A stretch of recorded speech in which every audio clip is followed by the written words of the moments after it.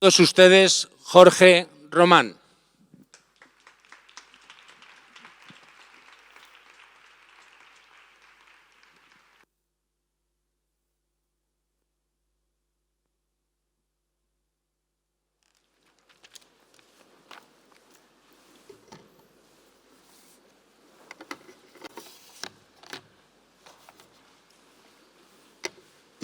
Muy buenos días. Muchas gracias a los organizadores de este congreso por haberme invitado a participar en él. La respuesta a la convocatoria es una clara señal a la importancia que nosotros, los profesionales, le damos al área. La agenda de temas a tratarse nos señalan también el relieve que tiene el protocolo, el ceremonial en nuestra vida diaria. Quiero hacer un saludo especial a la gente que en el Perú hoy día está conectada por link a las 4 de la mañana viendo esta ceremonia. Estoy aquí en mi calidad de exdirector general de protocolo del Estado peruano. Había puesto en mis papeles, no soy un académico, a partir de hoy día sí, Presidenta. No soy un profesor de aulas, soy un hombre de campo, por lo que permítame compartir con ustedes algunas experiencias vinculadas con el trabajo, con el estricto manejo de esta delicada parte de nuestra carrera diplomática y analizar juntos cómo aspectos tan rígidos como un ceremonial de Estado, de pautas fijas, rígidas, repetidas, hechas en base a costumbres, puede, pero debe adecuarse a panoramas impensables, a situaciones que jamás estuvieron programadas, ni pensábamos que ocurrirían, lo que nos lleva a tener respuestas que deben ser adoptadas sin ningún manual que nos diga cómo hacerlo, para poder realizarlo con el profesionalismo que caracteriza a quienes manejamos temas de protocolo y ceremonial, del ceremonial el protocolo. Debemos primero comenzar a analizar algo que es básico y que todos, estoy seguro, manejamos adecuadamente. A veces ambos términos son utilizados interlazados, dependientes uno del otro, sinónimo en su función. Debemos entonces señalar que el ceremonial se entiende por el conjunto de normas de derecho que reglamentan las formalidades que se deben observar en actos y actividades que revistan carácter oficial. En la otra mano, el protocolo está referido al ordenamiento de estas normas preestablecidas y conocidas para el debido control que debemos ejercer en la ejecución de su procedimiento. Y les decía que voy a referirme al caso del Perú y su ceremonial de Estado, el que se encuentra normado por decreto supremo, que señala claramente cuáles son las pautas que deben regir los actos oficiales que se realizan en el territorio nacional, así como las normas de estilo aplicables en la relación con los Estados miembros de la comunidad internacional. Dentro de estas áreas podemos mencionar dos de los casos prácticos que vamos a revisar. La presentación de credenciales de un representante de un Estado amigo que viene a ejercer en otro país sus funciones diplomáticas, o el del caso de nombramiento y toma de mando de la autoridad máxima del sector Relaciones Exteriores peruano, ambos cuya secuencia está registrada desde que se tiene uso razón y cuyos pasos son estrictamente repetidos en cada vez que se realiza esta ceremonia, formales absolutamente, diplomáticos del más puro estilo. Sin embargo, estos actos del ceremonial del Estado nunca tuvieron pensados en darse en situaciones impensables, como la que nos trajo la pandemia. En el protocolo debemos estar preparados para lo que va a suceder, pero también para lo que podría presentarse y que, de no tener programada una respuesta, nos llevarían al error, que en el caso del protocolo y ceremonial, y ustedes, mis queridos colegas, lo saben muy bien, el primer error es el último. Somos como un desactivador de bombas, y eso les puede causar risa a algunos, pero ustedes saben a qué me refiero cuando hablamos de los pequeños detalles que deben ser planeados, pero que si solo uno de ellos falla, la cabeza que buscarán será el funcionario encargado del ceremonial y el protocolo. Hablemos de uno de estos actos, la presentación de credenciales de un embajador. La presentación de las cartas credenciales constituye, para un agente diplomático, el primer acto oficial en el que se reconocerá la cualidad de embajador y determina el inicio de su gestión.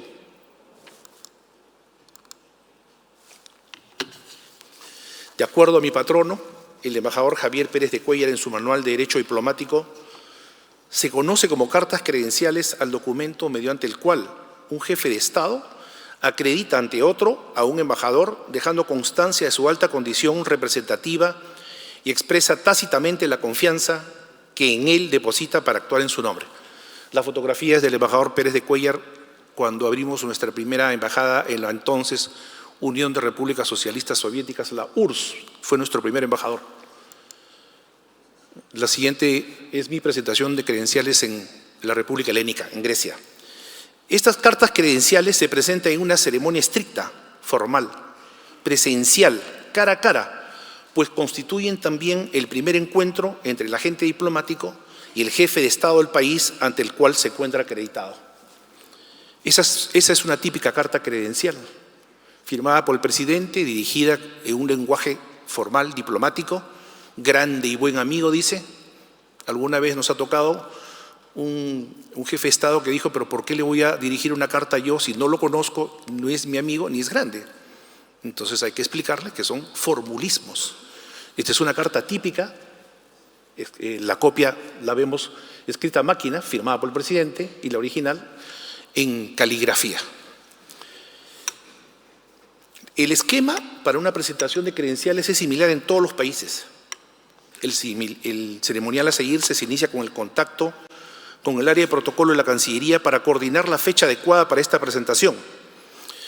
En el caso del Perú, sale desde la sede de Palacio Torre Tagle el nuevo embajador con su corte, personal de su embajada, en auto oficial con bandera de su país, hacia el Palacio de Gobierno, siendo recibido por el jefe de la Casa Militar, el director de protocolo, la Guardia Presidencial formada para rendir honores, la banda que entonará el himno nacional del país del embajador y la prensa oficial que cubre la ceremonia.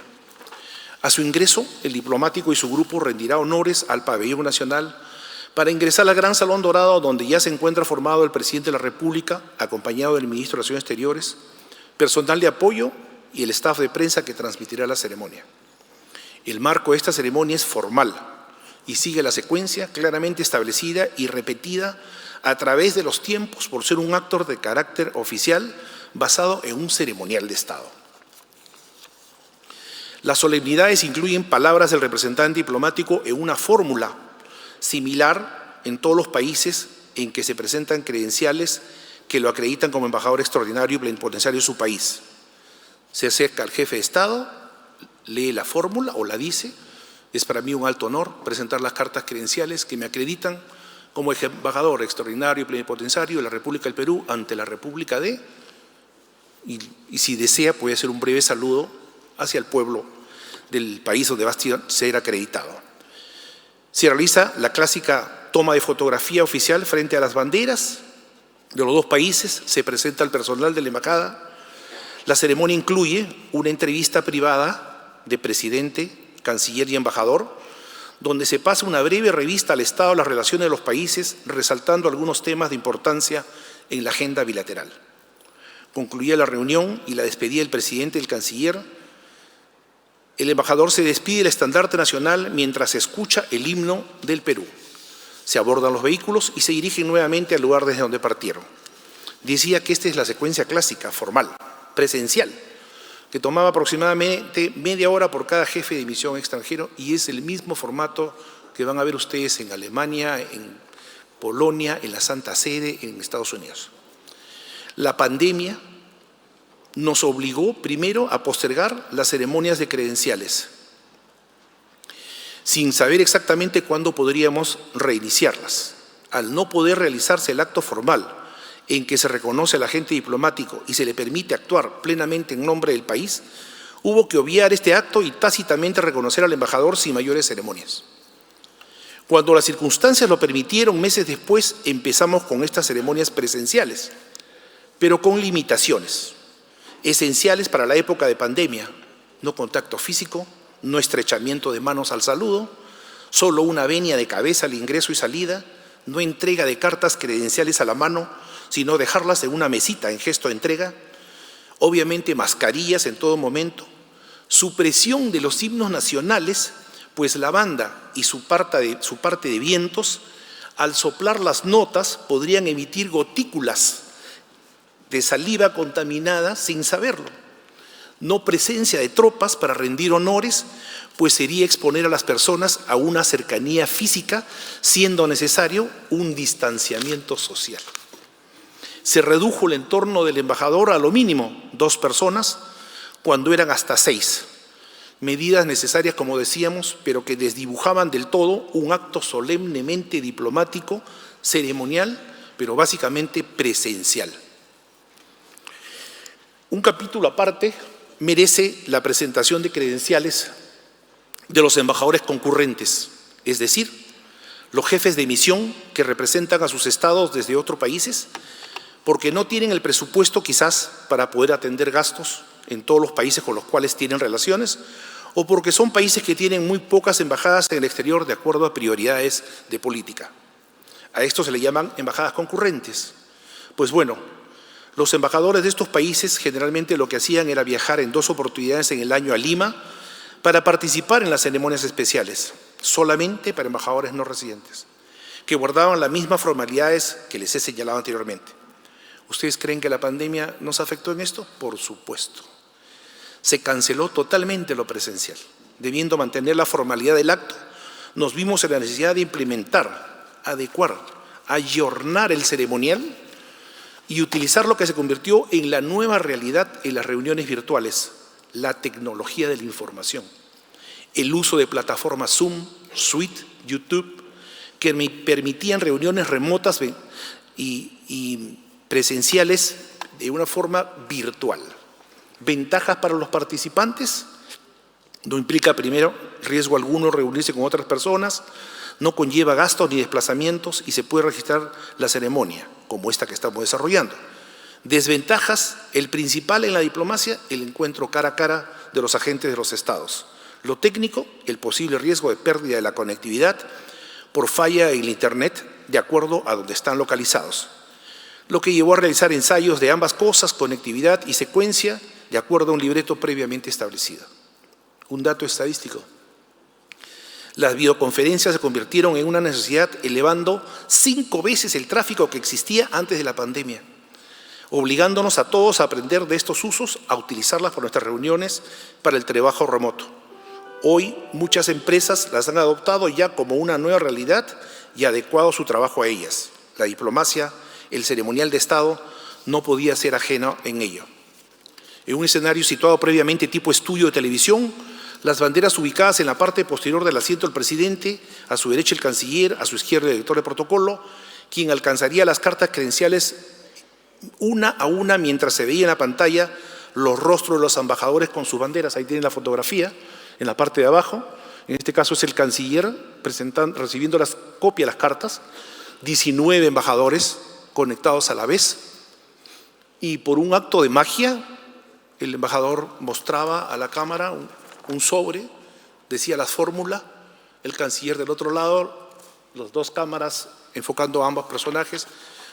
Por debajo de la pantalla aparecía mi mano, que le entregaba al canciller el sobre, el canciller levantaba, mostraba, el presidente hizo lo mismo, y así realizamos una ceremonia totalmente virtual, pero formal, siguiendo todas las pautas, la formalidad completa. Todos pronunciaron la fórmula clásica, unas breves palabras, entregaron virtualmente sus credenciales, el presidente dio un breve discurso analizando la política exterior y se cumplió con un acto propio del ceremonial de Estado, en este caso totalmente adaptado a los nuevos tiempos de pandemia y con distanciamiento social. Una de las cosas que la pandemia indudablemente nos robó fue lo social. Los latinos somos de sangre caliente y necesitamos expresarnos y transmitir sentimientos reales. Los encuentros cara a cara sin mascarillas para ver nuestra sonrisa real, el estrechar una mano amiga abierta, el abrazarse sin temor al contacto físico, para testimoniar un cariño, una cálida felicitación, un encuentro después de un tiempo sin verse, los 2 besos en la mejilla en España, uno solo en nuestra tierra americana, al saludarnos, la palmada en la espalda al abrazarnos, que tiene tantos significados inexplicables de acuerdo al número de palmadas o lo fuertes que éstas pueden ser por el cariño que transmitimos. Un lenguaje que tuvimos que dejar de lado por los tiempos de post-COVID. Todo evento vinculado a nuestra profesión como organizadores de carácter diplomático, social, deportivo, institucional, amical, tuvo que pasar por estos filtros y reglas de la nueva realidad. Los protocolos de bioseguridad necesarios para ir recuperando espacio que tuvimos que dejar de lado por nuestra propia manera. Limitación de movilidad en tu lugar de residencia, toque de queda, mascarilla, doble mascarilla, en un primer momento guantes de látex, máscara facial, hasta estos trajes de protección en que parecíamos astronautas y que seguramente algún día cuando veamos una de nuestras fotos vestidos así, nos reiremos de ello. Pero todos estos afectaron nuestras reuniones sociales necesarios para la seguridad y permanecen algunos por decisión propia y no por legislación. La Cancillería del Perú es tan antigua como la República, 200 años. El 2021 cumplimos 100 años en nuestra casa matriz, el Palacio de Torre-Tagle, edificio colonial construido en 1735 y que alberga la alta dirección al protocolo y en donde se han realizado algunos importantes actos de Estado. Desde allí, como un símbolo de la continuidad del Estado mismo en su institución pública más antigua, parte hacia el Congreso el presidente electo a tomar juramento de estilo. En su patio colonial, que estamos viendo en esta fotografía, se han presentado ministros de Relaciones Exteriores, juramentados viceministros, jefe del Servicio Exterior, egresados de la Academia Diplomática de hace 60 años, recibido delegaciones extranjeras, realizado reuniones de trabajo, firmado tratados internacionales, ofrecido recepciones y atendido autoridades. Claro está, la casa tiene un significado especial, como marcó para estas ceremonias eventos, pero todos estos actos tienen un elemento común, la presencia de público, testigo de solemnidades y partícipes de ceremoniales. Esto, la pandemia nos lo robó parcialmente. Esta es una ceremonia similar a la que habíamos visto en tiempos normales, en pandemia. Una de nuestras instituciones en la casa es la presentación en el patio de un ministro. La escena de años prepandémica que estábamos viendo, casa llena, autoridades, cuerpo diplomático, 250 a 300 personas. La realidad en plena pandemia, el gráfico es preciso, la foto lo es más. Mismo escenario central, mesa de honor, 3 sitios, banderas como marco, podio con escudo para los discursos, maestro de ceremonias que anunciaba los puntos del programa, jefe de gabinete, director de protocolo, fotógrafo, video operador, un comunicador de medios para transmitir en directo vía canal YouTube, 15 personas. Sin embargo, lo que pudo ver el espectador de esta transmisión fue lo tradicional, la solemnidad, el cumplimiento de un ceremonial, continuidad de la tradición. Eso no nos podía robar el virus.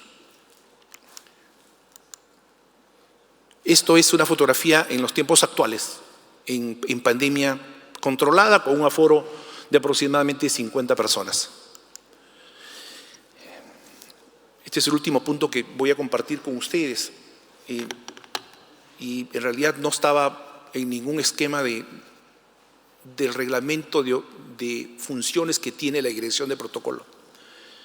Siempre he tenido como máxima con los colegas, con el equipo que me ha tocado trabajar a lo largo de mi vinculación en el protocolo, que debemos estar preparados para lo imprevisto, pensar en qué podría ocurrir en una ceremonia o en un acto que de darse arruinaría todo lo planificado y organizado. Así lo hemos hecho siempre. Y esta previsión es lo que ayuda que el trabajo de todo protocolo, de todo ceremonialista, para usar la palabra apropiada en este congreso, dé sus frutos. Un trabajo profesional bien hecho, de resultado de excelencia, que al final del día es nuestro sello de calidad. Nosotros sabemos también que si uno de estos detalles no planificados se presenta y no hay reacción de enfrentarlos, si no tenemos la preparación para una solución ya planeada, sí es necesaria darse, como hemos dicho, entonces la responsabilidad, lo mencionábamos, recaerá, así hayan muchas oficinas involucradas en el acto, y su preparación en el protocolo, en el oficial de protocolo, y siempre piden que ruedan cabezas. Y la mía, como les decía a mis colaboradores, me gusta donde está. Sin embargo, la pandemia se presentó. Lo leíamos en los diarios, nos parecía tan lejana al otro lado del mundo, que nunca saldría de sus fronteras y menos que nos alcanzaría a nosotros. Nadie tenía un manual en una cajita con vidrio que suele tener un martillo al lado donde había un cartel que decía «rompas en caso de pandemia». Y así la declaración en el Perú de emergencia no nos sorprendió tanto, pero quizás, como el resto del mundo, no comprendimos antes de tiempo lo que vendría. No teníamos elaborado ese capítulo sobre qué hacer en caso de pandemia. Menos haber pensado cuál sería el panorama para nosotros de darse en nuestro terreno la situación. Señalamos en nuestro enunciado sobre la charla, una emergencia global saca de la zona de control incluso al ceremonialista más experimentado, que como sabemos siempre se adelanta lo que podría suceder en un acto que ha organizado repetidas veces. La capacidad del funcionario experto se encuentra ante un gran reto, adaptar lo inflexible. Debemos estar preparados, decíamos, ante una situación donde la costumbre es la base para adaptarse a un escenario nuevo no planificado. Sin embargo, el reto de la tarea asignada a la oficina a mi cargo, la Dirección General de Protocolo, consistió en eso, atender lo inimaginable, encargarnos de la repatriación de los nacionales extranjeros que quedaron varados en el territorio nacional al cerrarse las fronteras, suspender los vuelos nacionales e internacionales. Parecía fácil, ¿no? Sin ideas precisas de cuántos eran, dónde estaban, grupos etarios, de qué nacionalidades eran, cuáles eran los mayoritarios en su número. Las mismas preguntas se hacían nuestros consulados, nuestras embajadas en el exterior que debían encargarse de ubicar a nuestros ciudadanos donde estuvieran y llevarlos de vuelta a la patria. Exactamente a la inversa de lo que nosotros, como ente coordinador entre el Estado peruano y las misiones diplomáticas, debería ayudar a realizar. Primera misión, levantar un rápido censo a través de las embajadas extranjeras, sus oficinas consulares en el interior, sus consulados honorarios, la comunidad establecida, saber cuántos extranjeros realmente teníamos en el Perú. Salvo que uno de nosotros, en este auditorio, haya sido afectado en ese momento estando en el exterior, quedarse varado, es difícil imaginarse la sensación de abandono ante una situación incierta en un país que no es el de uno, ante una emergencia inentendible donde los recursos pueden acabarse. Es lógico que en el extranjero recurrirán a sus embajadas. De un primer estimado entre los embajadores en la reunión de coordinación, supimos que eran alrededor de 12,000 personas. Acostumbrados a organizar eventos, tomamos esto como tal, un mega evento, en que necesariamente tendríamos que trabajar en compartimentos, por zonas geográficas, donde se encontraban para apoyarnos en nuestras oficinas desconcentradas o en la zona de frontera. Tejer una red de contacto con las autoridades nacionales que permitirían y facilitarían el traslado de estas personas, regionales, municipales, policiales, sanitarias, de aduana, de control de carreteras, fuerzas armadas que controlaban los desplazamientos en horas del toque de queda, del único aeropuerto permitido operar en una emergencia, en la base aérea donde llegaban los vuelos humanitarios autorizados con un estricto control de pasajeros a embarcarse que deberían haber sido visados previamente para que con pruebas rápidas descartar que eran portadores. Los números fueron creciendo, pues seguían apareciendo más extranjeros, ya no varados, pero querían retornar a sus países. Tuvimos que crear esta red de contactos, le decía, para ayudar a cada desplazamiento, por tierra, en bus, en carros, en motos, en lanchas, a mula, a las que pretendían que también evacuáramos con sus jinetes extranjeros. Utilizamos la salida de perros, gatos, que eran mascotas de extranjeros. Usamos alojamientos formales, hoteles, hostales, pensiones mochileras, en los que eran agrupados y sobre los cuales había que tener control sanitario antes de ser trasladados a la base aérea para abordar sus vuelos. Los vuelos humanitarios se acabaron. Se usaron car charters, donde se vio hasta el abuso para cobrar tarifas elevadas por la emergencia. Se vieron certificados fraguados de negativo. Hasta se pretendió sacar por un vuelo humanitario a un extranjero que estaba requisitoriado por un proceso penal. Ayudamos a movilizar caravanas de vehículos que venían de terceros países para cruzar el nuestro hacia los suyos. Controlamos el internamiento temporal de vehículos, detuvimos algunos que figuraban como robados, sin papeles legales, con permanencia del país vencida. Inmovilizamos grupos que se desplazaban donde aparecieron casos positivos hasta que estuvieran sanos para continuar sus viajes. La lista de acciones a realizar, como verán, fueron apareciendo día a día y agregándose una más y más. ¿Estábamos preparados? No. Hoy lo estamos, quizás, y podríamos hacerlo de nuevo. Sabemos qué hacer, tenemos los pasos, hemos registrado todas estas secuencias, todo este ceremonial que debemos preparar, pero no queremos usarlo otra vez. Al final, ayudamos a evacuar a 64.000 extranjeros que se encontraban en nuestro país. Estas son las fotos de esos que nos dijeron gracias con sus testimonios.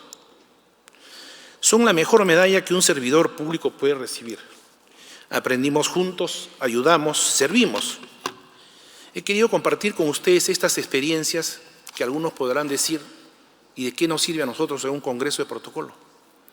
He querido demostrarles que ninguna de las acciones que realizamos como profesionales del ceremonial y del protocolo pueden realizarse sin un previo planeamiento, sin una programación detallada de cómo se va a organizar y cómo se va a resolver la secuencia del evento, el ceremonial. Esta exigencia se va a dar no solamente en el ceremonial del Estado, la cual ha sido mi experiencia, sino en todos los campos que ustedes hoy día aquí, en este congreso, representan y en el cual trabajan. El rígido ceremonial, que a veces lo vemos como normas estrictas a aplicar y que no podemos saltearnos en los casos descritos, pudimos doblar un poquitito esta norma para dar el mismo resultado, quizás no tan elegantemente diplomático, tan ceremonioso, pero igual de efectivo. Estoy seguro que esta flexibilidad que se ha revisado en estos casos de ceremonial de Estado también se han presentado en sus campos. Estoy igualmente seguro que todos ustedes supieron cómo hacer que esa aplicación de la flexibilidad en el ceremonial funcionara también en sus campos. Estoy convencido que la experiencia que hay en esta sala junta podría 1000 veces lograr lo que humildemente alcanzamos con mi equipo en estas evacuaciones, porque el oficio nos prepara para ello y este congreso nos ampliará esta experiencia. Tengan todos un buen congreso. Muchas gracias.